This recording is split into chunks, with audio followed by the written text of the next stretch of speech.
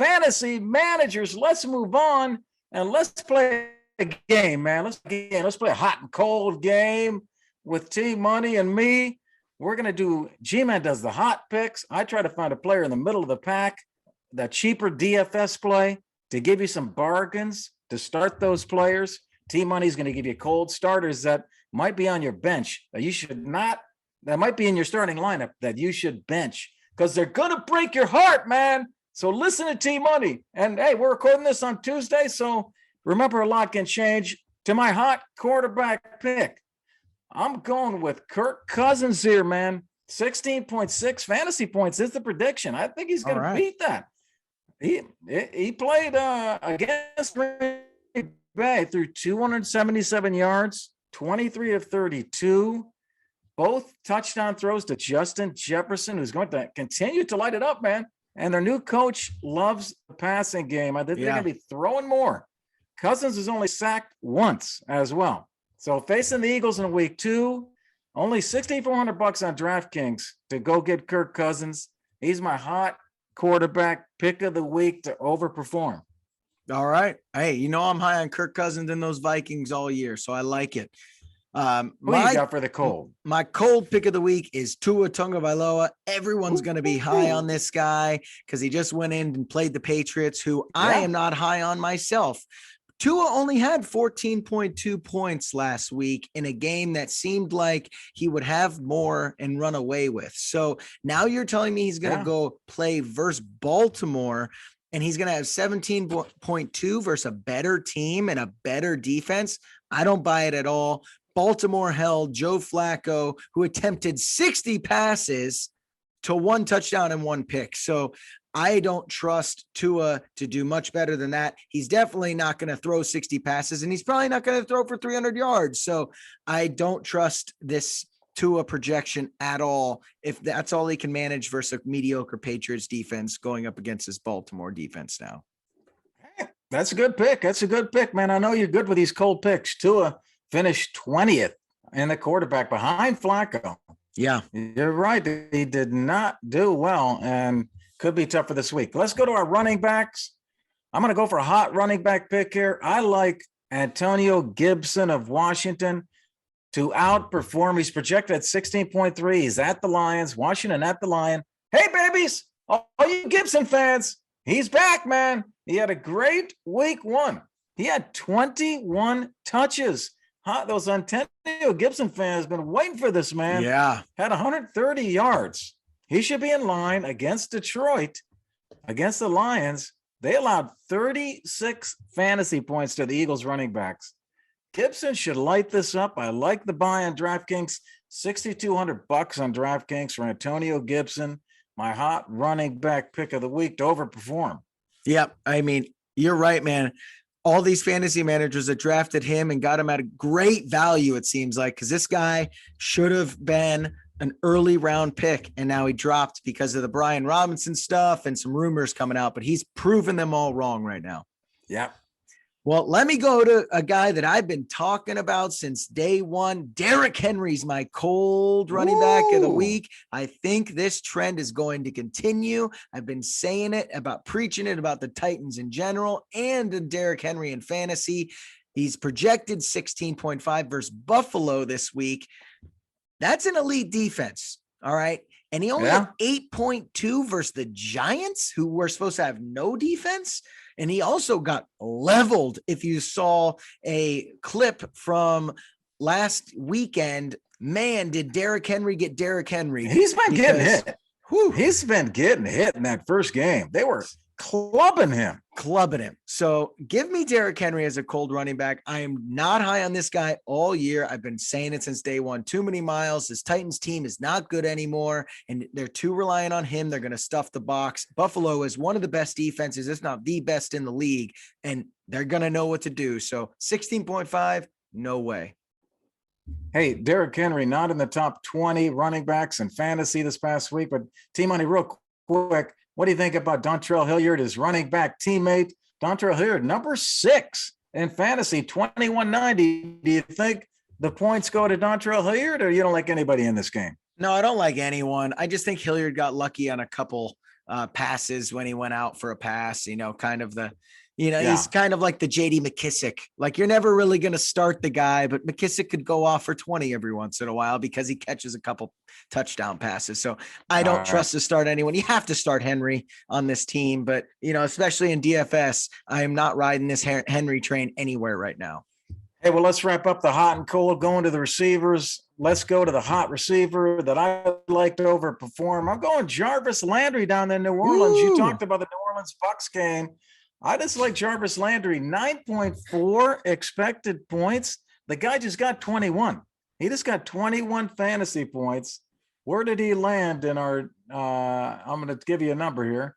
Here he is. He's number 15 amongst all the receivers in the NFL in week 1, 21 fantasy points, 114 yards. He caught 7 of 9 targets. The guy had a great game. Yeah. I know it's a tough matchup against the Bucks defense, but I think he has a high floor and projection of 9.4. I think he's going to beat that. And if you're playing DFS, he's only $5,000 on DFS. I just think that's a good play, good value play for Jarvis Landry as the hot wide receiver pick of the week to overperform. I like it. I'm on that Jarvis train as well. My cold receiver of the week is Deontay Johnson. He is projected for 12.5, versus the Patriots. And I don't trust Mitchell Trubisky at all. There's too much stuff to go around. They got George Pickens, they got Chase Claypool, they got Najee Harris to feed. And I don't think that this offense is good. He had won a circus catch last week. I think he's immensely talented, but unfortunately, like I said, his quarterback's Mitchell Trubisky. So until hopefully Deontay Johnson catches a touchdown, because that's the only way anyone other than Najee Harris on this team is going to be breaking 10 points every week. All right. Good pick, Team Money. Hey, let's keep this moving as we move toward the end of our show. Hope you all enjoying the show here, man. We got some big bets for you. Now we're bringing some fantasy as we work toward the finish of Father Son Sports here on Tuesday night. We're going to play a little take or mistake to wrap things up here. I pick a player that has had a big week or could have a big week. Team Money tells me, should we take the bait or would that be a mistake? And Team Money has no idea which guys I'm picking. I'm going to pick 3 players here, starting with the quarterback.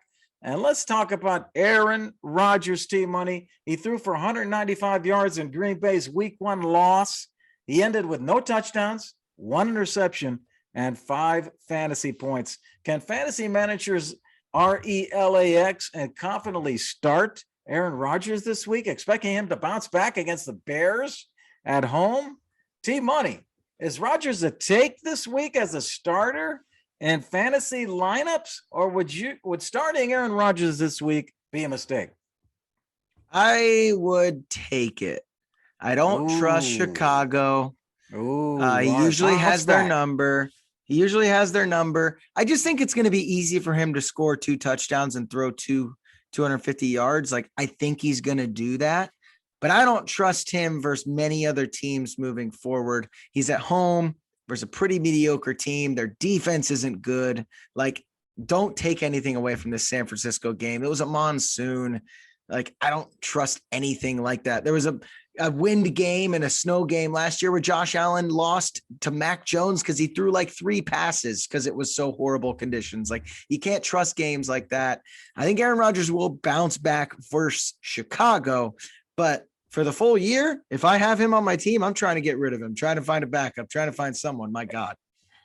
Hey, Aaron, Team Money's got your back this week, man. Team Money's got your back, Aaron. Hey, let's move to running back. Rex Burkhead's my question for you, Team Money from Houston. Hey, so much for Dameon Pierce being the starter in Texas, right? 32-year-old Rex Burkhead plays 72% of the snaps. Who would have guessed that? He touched the ball 19 times. He touched the ball at 8 targets in the passing game. Hey, can fantasy managers confidently start Burkhead this week against the Broncos, given his enormous usage in week 1? Team Money, is Rex Burkhead a take as a fantasy starter this week, or would that be a mistake? I think he's a take as if you're looking for a flex, he's a great flex option. No more making fun. he didn't even score a touchdown. He had 12 points, right? And he could have had more for sure. Like you said, his snap share was crazy. He was targeted like crazy. And I think, and especially if you're one of those guys who's really loaded at receiver and you need a good RB2, he has a decent ceiling, possibility at RB2. But if you have him at flex, for sure, like I'm the genius who drafted him. So, I think that I'm your guy, Hey, Rex Burkhead, number 20 out of all the running backs. 19 was Darrell Henderson. 18, Dalvin Cook. Rex Burkhead up there hanging with Dalvin Cook. Yeah. Hey, let's go to the final one, T.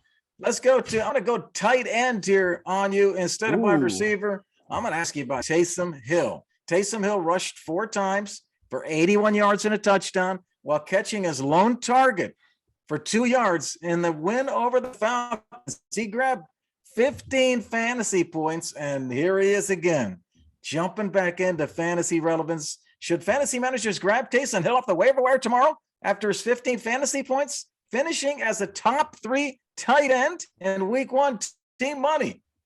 Is Taysom Hill a tight end starter this week versus Tampa Bay, who ranks 26 against tight ends, or would that be a mistake? That's a mistake. Get this guy. He's the Jimmy G of freaking tight ends over here. Okay. This guy's not a real player. Okay. This guy's not a real player. He had a lucky breakaway. That's what people say. And then he gets a lucky breakaway versus the undisciplined, horrible Falcons team. So I do not trust this guy to play well versus a decent team like the Bucks.